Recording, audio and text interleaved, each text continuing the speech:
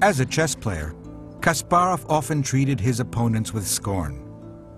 As a politician, he has a reputation as being unwilling to compromise, even too intelligent for his own good.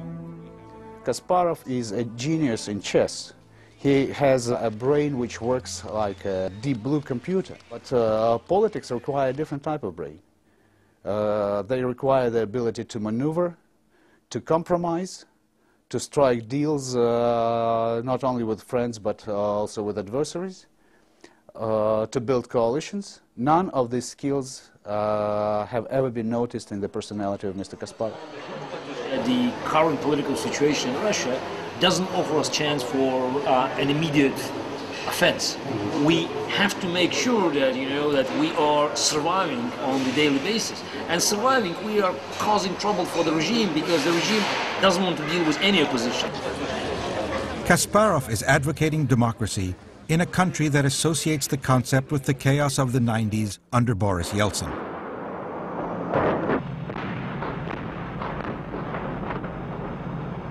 Yeltsin's erratic leadership and antics on the national and international stage deeply exasperated and embarrassed Russians. It was time for a young and strong leader to take the helm and establish order.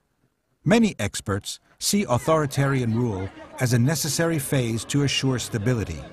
True democracy, they say, will come later. Well, I'm an optimist because Russia is in Europe. Russia is part of European civilization. Middle class is growing. Earlier or later, the middle class will realize the need to protect its interests. Authoritarian setbacks were common in many transitions, in Latin America, in Asia, even in some parts of Europe. Despite holding all the pieces on the political chessboard, the authorities have come down on Kasparov and his lonely warriors. At many of their demonstrations, there are more well-armed police than protesters. This event is organized under terrible pressure from the police. Our newspaper, the whole edition, 120,000, was confiscated. We had great difficulties in promoting the event, but still, we have at least a couple of thousand people, probably more. We are trying not to give them any excuse to start a crackdown. Why the authorities have come down so hard on Kasparov and his band is not clear. Kasparov has won few converts to his cause. Maybe it's paranoia, or a response to the alien and subversive threat that Western democracy represents to their concept of an all-powerful Russian state.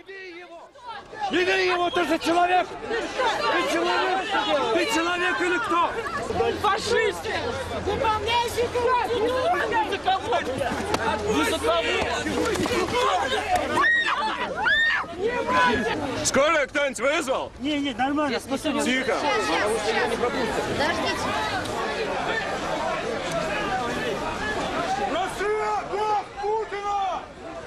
Whether these harsh, repressive actions are directed by the Kremlin or local authorities acting on their own initiative is hard to determine.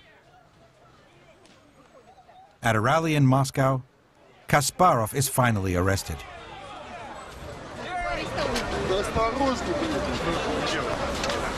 Tell your leaders that this regime is criminal, is a police state.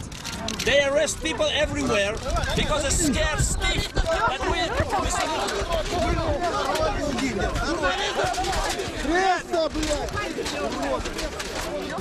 A democratic government in any country would not overreact to activities of radical groups, except in the sense that they should obey the laws. Their opinions are marginal and don't pose a threat. In Russia, the government is not completely democratic.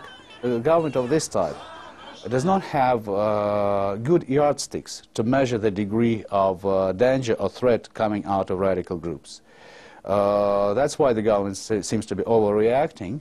They need full obedience, 100% obedience. Anything that's not obedient, anything that is trying to be autonomous, not even autonomous but just not 100% loyal, is a potential threat. The regime believes that only total control guarantees stability. In late September, a tired Garry Kasparov and other Russia met at a hotel in St. Petersburg to pick a leader to run for president. Heading towards the podium, Kasparov appears rejuvenated, relishing the prospect of once again attacking President Putin. То есть правительство превращается в марионетку. Мы это видели, в принципе. Зубков, не Зубков, лабрадор Кони, кого угодно можно назначить. With most polls giving President Putin an approval rating of between 70 and 80%, it is unlikely Kasparov could win a fair presidential election. But fair it is unlikely to be, as the authorities have rigged the electoral process to keep out small parties and control all of the country's main media outlets. Kasparov believes that Putin's popularity reflects the state's control of the press. I stick with my statement that 2 weeks of free television, free from censorship, and this regime will collapse. They are scared stiff. Kasparov, in fact, attracts plenty of cameras, but most of them are foreign. He rarely appears on national television. The only reason why Kasparov is more visible and attracts more international camera crews is because he's more radical. It's because he's saying nasty things about Mr. Putin. It's not easy to have a voice in this country, not because freedom of the speech is totally absent. The majority is content with what the national TV channels feed them. Kasparov's abrasive, uncompromising style offends Russia's sense of itself as a great country reborn. Kasparov may not succeed in ousting Putin's regime, or even finding many people to join him. But style aside, there is a message. There are values that I believe should make the core of Russian politics.